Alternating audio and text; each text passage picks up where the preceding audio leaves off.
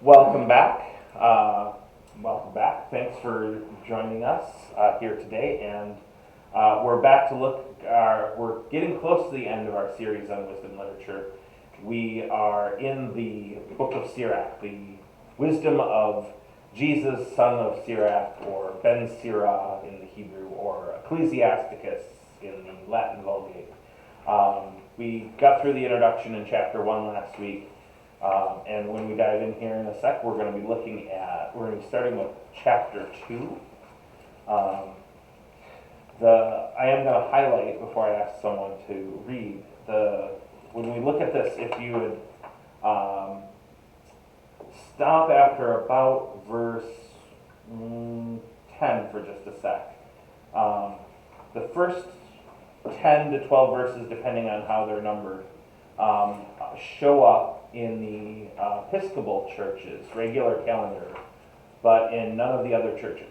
And so as we're going through this document, one of the things I'd like to give us an opportunity to sort of pause and consider is, does it mean anything that certain passages of this book only show up in certain denominations' standard litany calendar?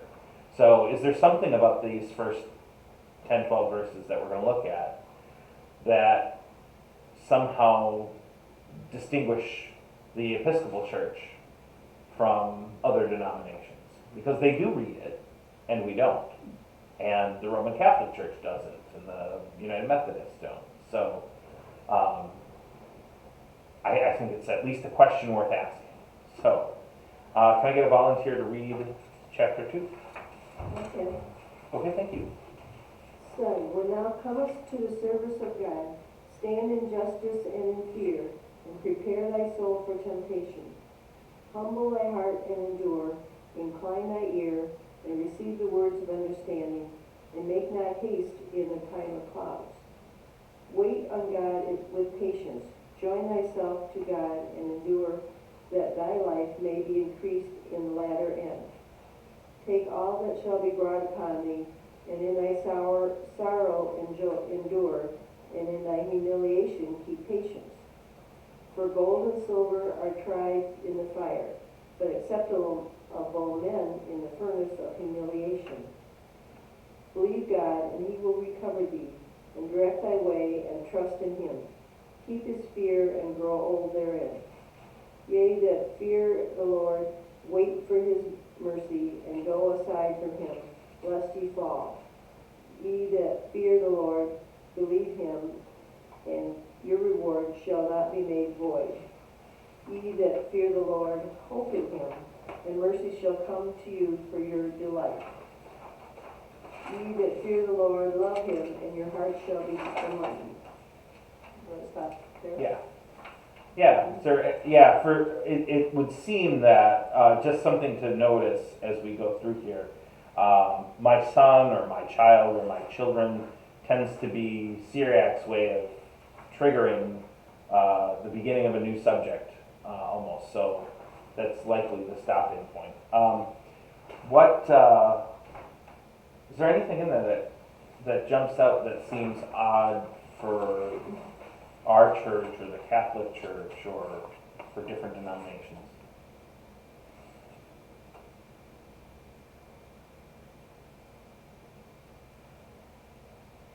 I didn't really see a whole lot. It seemed pretty routine biblical stuff that we read pretty regularly. As we've already read in chapter 1, as we already saw, there's a lot of notions of fearing the Lord. There's a heavy component of that. But that's not uncommon in the Hebrew Bible in general, so nothing really surprising. There's lots of verse 5 on our printout. Gold and silver are tried in fire, but acceptable men in the furnace of humiliation. That one jumped out at me a little bit. Because there's a lot of refiner's fire descriptions in the Bible, but usually not as a contrast, as a parallel. Here it's contrasted with people being refined in the furnace of humiliation. Isn't that an intriguing concept? Is it true? Maybe. I guess it comes down to that age-old philosophical question about how we grow as people. Do we grow more out of our successes or out of our failures? And humiliation is part of what we normally describe as failure. Yeah. And a lot of people will suggest, a lot of philosophers will suggest that there's more growth in folly and error than there is that rises out of success and accomplishment. Isn't that wisdom? Well, I mean, this whole document is supposed to be even wisdom. in our, especially in our world, the business world, everybody will tell you that you learn more and you grow more by what you try and fail at than what you succeed at. Mhm. So it's true, maybe. Maybe. Does that mean we should just all act like fools and see what we learn?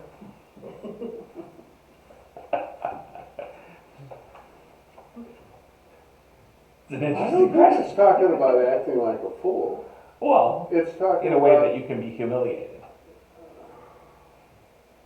you can humiliate somebody who tries to do the right thing. That doesn't mean they're a fool. Right, right. And when I say act like a fool, I don't mean act unwisely. But I mean more along the lines of most people tend to live somewhat guarded life, protecting themselves against humiliation Well, and everybody does. tomfoolery. There might be some people out there who live very impulsively, but this would seem to suggest that living more impulsively has a benefit to it. There's a benefit to being less guarded. Be more willing to be humiliated. It kind of ties in with one of those questions that kind of started arising in the 70s and 80s, where superheroes started hitting comics and TV shows. Sort of that question of, what if everybody could read everyone's minds? What kind of world, like, if we couldn't guard against that, what kind of world would we live in? Would we be more horrible to each other because we know everybody's deep, dark secrets and opinions? Or would all of that just be more acceptable and normal? It's okay that you feel that way because we realize everyone feels that way. Okay, would you finish the chapter for us? My children, behold the generations of men, and know ye that no one hath hope in the Lord, and hath been confounded. For thou hast continued in his commandment, and hath been forsaken, or who hath called upon him, and he despised him. For God is compassionate and merciful, and will forgive sins in the day of tribulation, and he is a protector to all that seek him in truth. Woe to them that are of a double heart, and to wicked lips, and to the hands that do evil, and to the sinner that goeth on the earth two ways. Woe to them that are faint-hearted, who believe not God, and therefore they shall not be protected by him. Woe to them that have lost patience, and have forsaken the right ways, and have gone aside into crooked ways. And what shall they do when the Lord shall begin to examine? They shall fear the Lord, will not be incredulous to his word, and they that love him will keep his way. They that fear the Lord will seek all the things that are well-pleasing to him, and they that love him shall be filled with his law. They that fear the Lord will prepare their hearts, and in his sight will sanctify their souls. They that fear the Lord keep his commandments, and will have patience even until his visitation. Saying, if we do not penance, we shall fall into the hands of the Lord, and not into the hands of men. For according to his greatness, so also is his mercy with him. Thank you. Can almost feel the bridge between the Hebrew Bible and the New Testament. That's exactly what I was thinking. Because there's still an emphasis on penance and law and commandments, but also mercy and forgiveness. Yeah. Which, that's not to say that the Hebrew Bible does not describe God as merciful, especially the prophets do. But the idea of mercy, grace, and forgiveness, while also calling on people to obey the commandments and be filled with the law, tend to not sit quite so side by side as we get them here.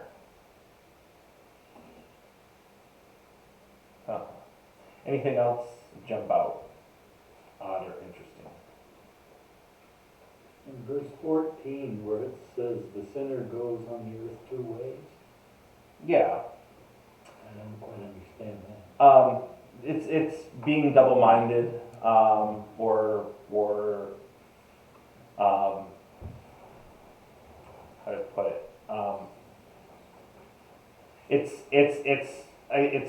I think it's meant to be a metaphor of dishonesty. I speak one way and behave another. I act this way, but I really, when the doors are closed and nobody's looking, I do this, the other thing.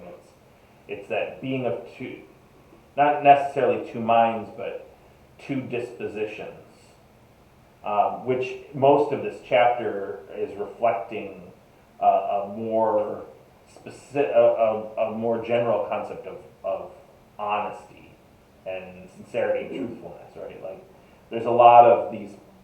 I don't think the word honesty or truth appears at all in this chapter, but a lot of these passages are speaking to living a sincere, honest, open life. Like that passage we talked about humility, or about being humiliated, right? Like, that's about being, to some degree, that's about being open. Here, being of a double heart,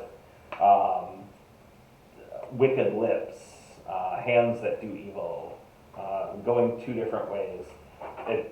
It's about not being honest and true, right? So that's what it's pushing at. It's a problem to be dishonest, which is probably the one piece of information that is probably completely consistent in every piece of wisdom literature. Is there's almost always a call to truth and honesty. Is that contrary to human living, that it always seems to need to be said?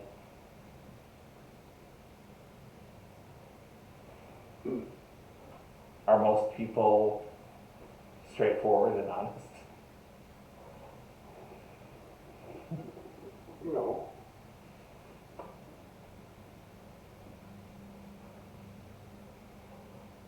Especially when you add in lies of omission. Yeah, I think you're right.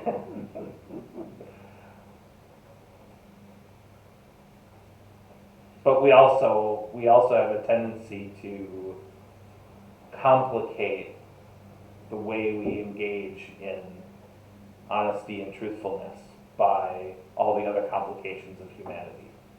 I'm not going to say certain things because I know that you believe something differently than I do, or And I don't want to be in conflict. Right. Or I don't want to upset you. disagree with the way you're acting, but I'm not going to say anything because I don't want to hurt you. Yep. I don't want you to not like me. Mm-hmm. So there's always dishonesty there.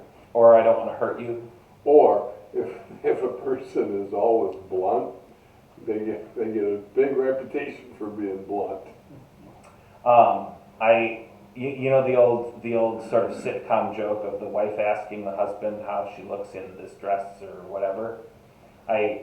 My wife periodically did that. Would ask me those questions, and I developed my own technique for that. I memorized her wardrobe, and so every time my wife would ask me if she looked good in something, I would say, I was thinking you'd look really great in this for this event, or tonight, or never failed. What I was saying was true, but But you I was plotted it. also plotting it. There was a lie of omission in that. My primary goal was to make sure she'd be happy. And So that's not bad, even Right. though it's sinister. yeah, kind of. I mean, I was protecting myself too, but also my goal was to keep her happy. Because I knew that if I told her she looked good in what she was wearing, she would doubt my opinion. And if I told her I didn't like it, then she would feel What bad. if you thought she was stunning in what she had on? Yeah, that's a good question. It probably did come up. I don't know how I handled that. I don't remember. But I always found that the added benefit of being able to reference something else out of her wardrobe meant I was paying attention. So that worked really well for me too. That's sinister. It is. I don't deny it. But it was effective. All right. Anything else from this chapter? Okay, we're going to jump into chapter 2 now, or excuse me, chapter 3. The Roman Catholic Church is the only church that reads from, the only denomination that on their official schedule reads from chapter 3. There are 2 sections. The first 14 or so verses, and then let's see if it goes much further. So when you say that the Roman Catholic Church uses this, Yep. during their services? Yeah, so if you have the sheet that I gave you that had the sort of provenance and the dating of it and all of that on it, if you flip it over on the back, there's a graph. And there's a list here and it goes in the order of the book of Sirach. And it lists, so RCL is Revised Common Lectionary. That's the first column. That's sort of a general interdenominational agreed calendar that churches who want to be on the Revised Common Lectionary can follow. The Roman Catholic Church follows something much more closer to the Common Lectionary, which existed before the Revised Common Lectionary, obviously. And so you'll see that it parallels pretty closely the Revised Common Lectionary, but has a few additional things on it. The Episcopal Church has their own calendar for readings. You'll see Lutheran, we're in there. We are on the Revised Common Lectionary, so it's exactly the same as the Revised Common Lectionary. And then United Methodist is the last column, and they're more or less on the Revised Common Lectionary, but they cut out a few readings. Now, I don't know about the Roman Catholic Church or the Episcopal Church, whether these are optional readings or not. On the Revised Common Lectionary, which we're on, these show up as optional readings or alternative readings. So you might still not hear them in church, but at least they are prescribed to a specific. Have you ever used them? No. Will you during your ministry someday? I have no idea. Probably. So then the next question is when you're preparing for a service, and for instance here it talks about the Lutheran would be Sirach, 24 would be Christmas. Would you read that prior to and you found something interesting and use it? I mean, would you ordinarily read alternative books before when you were preparing? So my process, and every minister is going to be a little different. My process is that if the church is on a lectionary calendar, which we're on the Revised Common Lectionary. In our denomination, there are a lot of churches that are also on a different lectionary called the Narrative Lectionary, which is one I hope to try out someday, because the idea is you stay in the same books for longer, so that if you come every week, you get a continuous story instead of sometimes in the church we jump around a lot, especially with the non-gospel readings. Anyway, if a church is on a lectionary, I'll look at the primary text prescribed for the day, and usually I won't even look at the alternative unless there's something about the primary text that I'm concerned with. So for me, the number one thing in making that decision is if I'm reading, if we're going to be reading a lesson in the Bible that has problematic interpretation in it, but I'm not going to preach on it. so we're just gonna hear it and there's not gonna be any addressing of those problems. Then I'll consider swapping it out for an alternative text. Or sometimes I'll even throw that out and pick an entirely different text, depending on how bad the problems are. Because there are some readings in our Bible that are on these lectionary calendars that if you read them in just the clip that is assigned to be read, you can read things like anti-Semitism, and you can hear prescribed racism, you can hear things like, pursuing wealth for its own purpose is a good thing, things like that when you read them out of their context. And so if I'm going to preach on it, that's okay, because then I can bring the context in and talk about it. But if we're not going to actually talk about why it says those things, or what's going on that can lead us to hear that, and some people do interpret it that way, then I don't want to have it out there. I don't want to have it floating out there, So that's usually the time that I'll look to an alternative or something else. Does that make sense? I'm more looking to avoid the problems than testing to see if I want to try something different. But if a congregation I was serving said, you know what, we really want to try something different, and the majority of the congregation also wanted to do that, then we start looking into some other stuff. Usually that kind of experimental stuff is more popular in Bible studies than it is in large church services. So, for whatever that's worth. Okay, so chapter 3 of Sirach. Again, there are two readings that come out of this from the Catholic Church, one at the beginning and one at the end. So, but none of the other churches have prescribed readings from this chapter. If I could have a volunteer to read the whole chapter. I'll do that. Well, thank you. The sons of wisdom are the church of the just, and the generation of obedience and love. Children, hear the judgment of your Father, and so do that you may be saved. For God hath made the Father honorable to the children, and seeking judgment of the mothers hath confirmed it upon the children. He that loveth God shall obtain pardon for his sign by prayer, and shall refrain himself from them, and he shall be heard in the prayers of day. And he that honoreth his mother is as one that layeth up a treasure. He that honoreth his father shall have joy in his own children, and in the day of his prayer he shall be heard.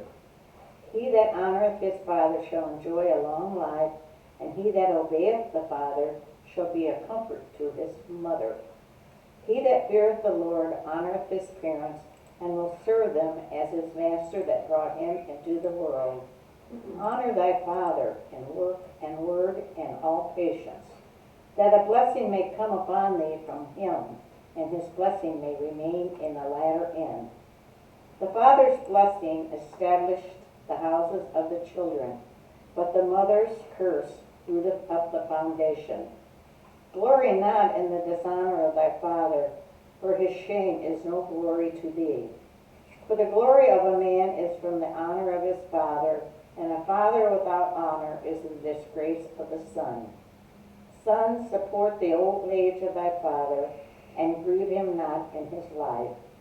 And if his understanding fail, have patience with him, and despise him not when thou art in thy strength. For the relieving of the father shall not be forgotten. For good shall be repaid to them for the sin of thy mother. And in justice thou shalt build up, and in the day of affliction thou shalt be remembered. And thy sign shall melt away as the ice in the fair warm weather. Of what an evil fame is he that forsaketh his father, and he is cursed of God that angereth his mother. My son, do thy work in meekness, and thou shalt be beloved above the glory of men. The greater thou art, the more humble thyself in all things, and thou shalt find grace before God. For great is the power of God alone, and he is honorable by the humble. Seek not the things that are too high for thee, and search not into things above thy ability. but the things that God hath commanded thee. Think on them always, and in many of his works be not curious. For it is not necessary for thee to see with thy eyes those things that are hid. In unnecessary matters be not over curious, and in many of his works thou shalt not be inquisitive. For many things are shown to thee above the understanding of men, and the suspicion of them hath deceived many, and hath detained their minds in vanity. A hard heart shall fear evil at the last, and he that loveth danger shall perish in it. A heart that goeth two ways shall not have success, and the perverse of heart shall be scandalized therein. A wicked heart shall be laden with sorrow, and the sinner will add sin to sin. The congregation of the proud shall not be healed, for the plant of wickedness shall take root in them, and it shall not be perceived. The heart of the wise is understood in wisdom, and a good ear will hear wisdom with all desire. A wise heart, and which hath understanding, will abstain from sin, and in the work of justice shall have success. Water quenching a flaming fire, and alms resisteth sins. And God provideth for him that sheweth favor. He remembered him afterwards, and in time of his fall he shall find a sure stay. All right, thank you. Okay. I have an observation, but did anything jump out to you before? Yeah, I thought I was reading Ecclesiasticus. Oh, okay. Yeah, I can see that. Yeah, there's definitely some parallels. Anything in particular that jumped out in that? No, I mean, just everything, the fear of the Lord, do this, that, and, you know, and when we were reading Ecclesiastes, I was thinking that there's just a plethora of instruction to the good life, and the same thing here. Yeah, there's a parallel there. That's for sure. And they're both a kind of wisdom literature, although this is a little more prescriptive than Ecclesiastes is. Yeah. Anything else?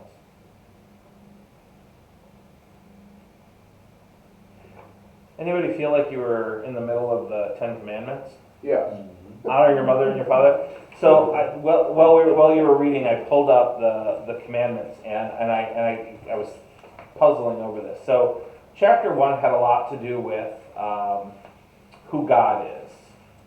Okay, there's a lot of sense of fear of the Lord. In Lord, there's honor and glory. You know, there's a lot to who God is in chapter 1. And the Ten Commandments start, I am the Lord thy God, thou shalt have no other gods before me, thou shalt not make unto me any graven images, right? Okay. So then we read chapter 2, which had a lot to do with trust and honesty. Commandments continue, thou shalt not take the name of the Lord in vain, the Lord thy God in vain, which is about swearing false oaths. So don't lie. Following the pattern of the Ten Commandments. I didn't notice anything about keeping the Sabbath in here, but there was stuff about keeping the commandments. And then we get into the next commandment, the next of the Ten Commandments, which is honor thy mother and thy father. And then that's chapter 3, which then concludes with a lot of this stuff about the wickedness of the heart going two ways, water quenching flaming fire, and the next commandments are thou shalt not murder and thou shalt not commit adultery. The heart going two ways. It almost feels like, and maybe I'm sure somebody else has made this observation before, it almost feels like the author is writing a commentary on the Ten Commandments or expounding upon them. 11 puzzled me. The father's blessing establishes the house of children, but the mother's curse rooteth up the foundation. So she handles capital punishment. So one of the things that we tend, so it's important to remember this is poetry, not narrative. So one of the things we do a lot more in our culture, which is interesting because our language doesn't have genders to it, like the chair is not masculine or feminine, unlike Latin languages, Greek languages, and Semitic languages have genders too. Interestingly enough, in our culture, we tend to distinguish masculine and feminine a great deal more than most of humanity seems to have in most of the time. There have always been cultural roles and prescribed roles for genders: the housewife, the man who works, the patriarchy of masculine leadership. But in the more general day-to-day kind of things, cultures didn't seem to divide gender so much. And because this is poetry, I would suggest the implication here is probably less about saying it's the father's blessing that establishes the house and the mother's curse that roots up the foundation, but rather it's poetic language to describe if the parent lives as a blessing to the household, it establishes a house. Whereas if a parent lives in a cursed way, you don't even have a foundation, right? I don't know that the author intends specifically for these to be gender specific. I think the language of mother and father are poetic examples of parenthood. But it seems strange that he throws that in when almost everything else is positive, and that's like a negative thrown into the middle of do this to honor your father. There's also a pattern within Christian and pre-Jewish, so Hebrew Israelite writings, if you're going to prescribe a source of problem to a gender, it's usually prescribed to women. So it's also a cultural pattern. And then you go down, what does this mean? For good shall be repaid to thee for the sin of thy mother. Yeah, that's a little more ambiguous. That's 16. Yeah. Yeah, that one's a little more ambiguous, and it kind of jumps out of the middle of nowhere. Yeah. I can't really, it's really hard to say what that has to do with anything, because a significant portion of what's leading up to this is to suggest that a child, or probably maybe specifically a son, again, that gendered language is ambiguous. We don't know if it means an actual male child or just children in general, are supposed to take care of their fathers and sort of protect their honor and help cover up for their failings and whatnot. That's the last four verses or so before that. But then 16 just kind of jumps in out of nowhere. Repaid for the sins of the mother seems spontaneous, and it doesn't go on to talk about anything after that about the mother either. So it's hard to know where that comes in. I don't know much about the redaction or editing of this book, so it's possible that some of these passages that seem really out of place like that may be additions. We do have pretty good evidence that at least some of the books of the Bible had some anti-women stuff added in after the fact. If you look at sort of the development of the early church, the first 300 years or so, there is a very strong movement within Christianity towards female leadership within the church. Not exclusively female, but allowing it and having it and giving fairly significantly strong roles to women. And by the end of the 4th century, that's just gone. It's completely wiped out from the church. Why? Because men had enough power to change it, maybe. Why? Because it was society changing and they didn't like it. How many times, I mean, we see that pattern over and over again. Human beings tend not to like change, especially if they're currently in a good position and the change means somebody else gets to be as good as them. There's a fear that if other people get lifted up, it means if I'm on the top, maybe I won't have so much. I will lose some of my power. I have more people to compete with.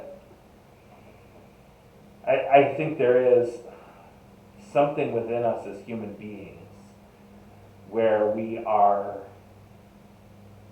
protective of our power and position in the social system.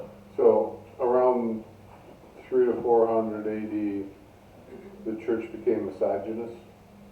Yeah, that would seem to be the case. Now that's a big generalization because a lot of what was involved in that shift was also part of stomping down a number of things that were called heresies and still are, that our teachings, our theology still lift up as problematic teachings. There's all kinds of different questions about who Jesus really was. So there's heresies during that time period that lift up the idea that Jesus was never a human being at all. He was always just a spirit, which means he was never actually crucified and the whole thing was kind of fake. Which is, the church said, no, that's really problematic to interpret what happened in that way. So that got pushed out. There were ideas that said Jesus was just a human being, but the Holy Spirit, which is separate from Jesus, the human being, that's the Son of God, or it's the Holy Spirit at work in the human being Jesus, and that's God. And so really who was crucified was not God, but just Jesus. And so there's all kinds of complex theologies in the first 200-300 years of the church, wrestling with some of the questions that are not really straightforward and clear in the Bible. Like, nowadays most Christians confess that Jesus was completely human and completely divine, but also just one human being, one person, one being, right? Not two separate entities. We got there through all kinds of long, complicated debates and fights within the early church about who Jesus was. The Bible doesn't clearly state one way or the other what that is, but there's a bunch of passages we can look at that help lead us kind of in the direction of where we ended up.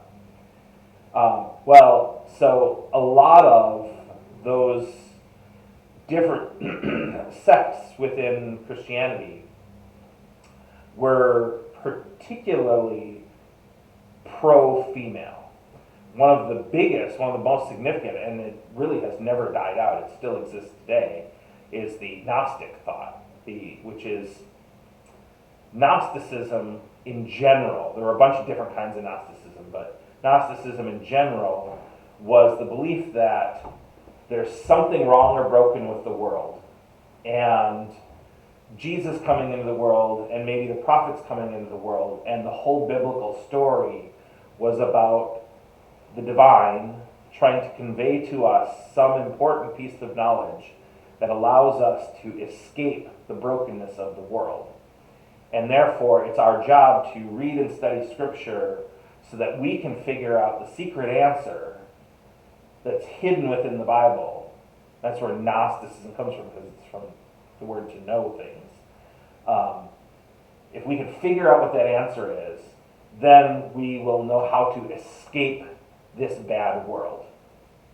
Well, the church immediately came back, the dominant position in the church came back and said, wait a second, how can you say that when the whole first chapter of the Bible is God created the earth and it was good. God created the stars and the moon and the sun and it was good. God created the land and it was good. The sea and it was good. The air, it was good. The animals and they were good. The plants were good. Over and over and over again, the Bible says that creation is good. So how can then our primary theology be based on the idea that the world is wrong and bad, and it's our job to escape it. And yet, how much of Christianity today still believes that life in this creation, this world, is about escaping to another reality. And yet that was heavily rejected by the early church. Well, the Gnostics were particularly pro-female in the early church. And one of the downsides of conflict between human beings is sometimes we lose the baby with the bathwater. And I suspect that the fight against Gnosticism had a significant influence on how we lost the pro-feminine position of the early church. Because the early church was very much it doesn't matter if you're male or female, doesn't matter if you're Greek or Jew. There's a lot of that we hear in the Bible that sort of tries to eliminate our means of labeling and say, no, you're all God's children and you're part of creation and we gotta stop being divided. And it's very relational and togetherness and all of that. And Gnosticism tends to be a little bit more individualistic because it's those who figure out the secret, they get to escape, that separates you from other people. It was also it was particularly pro-women because it was Christianity within a patriarchal culture. And so if you're an anti-woman person who's part of Christianity and you're looking at, here's this group that is particularly putting an emphasis on lifting up women, and then you get this other group that, they like women, but they're not lifting them up as more than men, which the Gnostics seem to be doing. Which side of the battle you want to fight on? So all of the anti-women end up on the mainline church side in this fight, and that kind of seeps in. That's my theory, anyways, on how we get to a patriarchal Christianity. And all the Catholics out there will tell me I'm wrong, and a number of other denominations as well. But I think there's fairly reasonable amount of scholastic evidence that supports that is a very probable sequence of events. That's how I put it. All right, anything else about this chapter? Where are we at? Yeah, when we read 22, I wanted to paraphrase. Okay. And the paraphrase would be, you'll rise to the level of your incompetence. Yes. Seek not the things that are too high for you, and search not into things above your ability. But the things that God has commanded you, think on them always. And in many of his works, be not curious. We rise to the level just beneath your incompetence. Well, that's what you Right. should do. Well, But that's what this is saying. We use, I don't know how many times I've said, well, I think that person's gotten to the level of their incompetence. It's a nasty thing to say, but sometimes very, very true. It is a cultural aspect of our very hierarchical business world that we promote people into incompetence. It's very common. Mm-hmm. It is. And it's not just business, it's politics, it's True. It's all walks of life. Well, and the idea, and it's because we have a very merit-based society. So if a person succeeds at the thing they are doing, then they deserve more. That's our cultural position. However, eventually, once a person in whatever they're doing is going to reach the level where more is beyond their ability. Mm-hmm. And we don't have that within our culture of seeking. I was And that's drawn. probably most true in the business world, isn't it? Yeah, probably. Well, anywhere there's gain to be made by advancing. I think it's true of politics too. Yeah. That's another prime example. But there's a sci-fi show that I really love where they emphasize the idea of the calling of your heart, which is just a concept that I've always loved. It's the idea that our culture tends to want us to push towards success and achievement and accomplishing things, regardless of who you are and what you want and what your ideal in life would be. And not, I don't mean necessarily your intellectual idea, but like, what would the ideal life end up being like for you based on your own abilities and competences and desires and the things that your heart drives you to do. And we have almost none of that in our culture. It's so much of it is about more and success and achievement that we push past the calling of our heart into. But isn't that kind of a different concept in the Bible?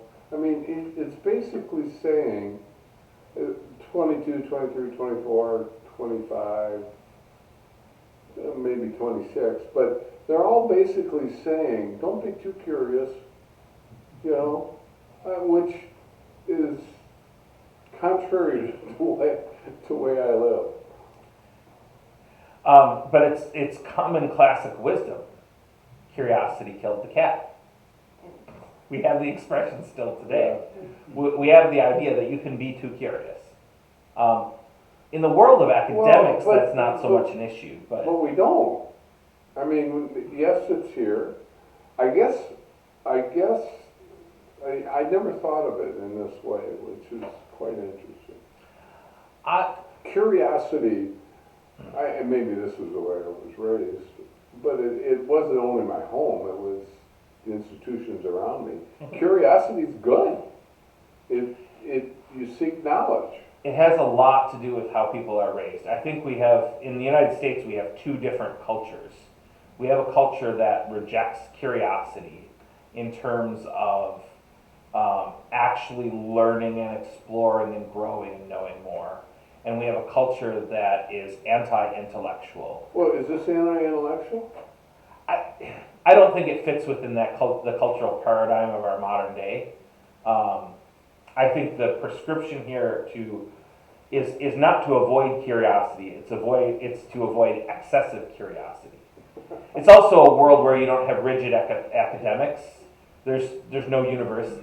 Universities just don't even exist yet in this time period. So they're not necessarily talking about academic curiosity. This author's talking about things like, don't go sticking your hand down the snake hole. In this era, when was this written? This is around the turn of the millennium.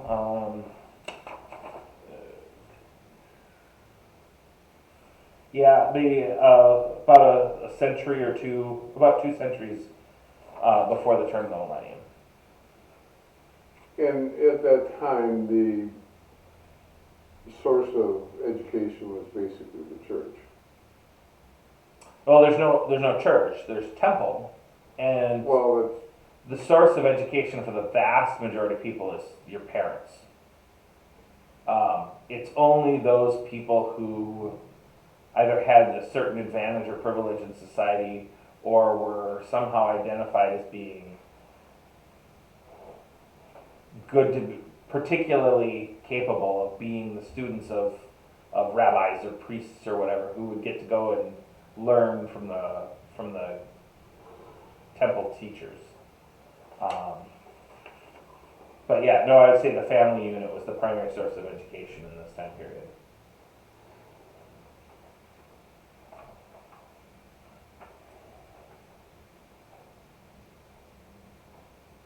Yeah.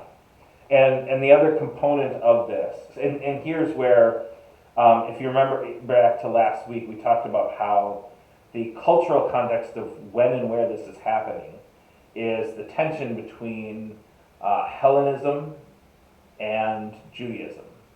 How much do we hold on to our culture versus adapting to the culture of the Greeks or Greco-Romans, whatever. And Greek culture, the Hellenistic culture, is heavy into philosophy by this point in history. It is philosophical thinking and writing and teaching is tremendous, which makes it pretty distinct from the Jewish interpretations. So that this curiosity might be somewhat anti-Hellenistic. Or, again, because the wording doesn't say curiosity is purely bad, we might say that it's the author is tempering the audience's interest in pursuing the philosophical teaching of the Hellenes, so that you don't go too far with it and lose our own culture.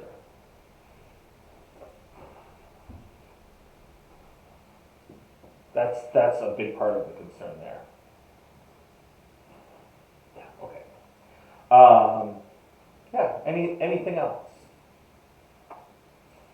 Okay, we're just about at time. I skimmed a little ahead, and if you want to, you can. You'll notice that they're going to start talking about the hungry and the poor next. And since we're kind of been on the topic of the 10 Commandments, it's worth noting that the next commandment after thou shalt not murder and thou shalt not commit adultery is thou shalt not steal. And then not bear false witness against your neighbor, which is also about how you treat others. And then there's the coveting one. So again, we're kind of in that same vein of that the end of the 10 Commandments has a lot to do with how you treat others. And so it does seem that pattern is going to continue.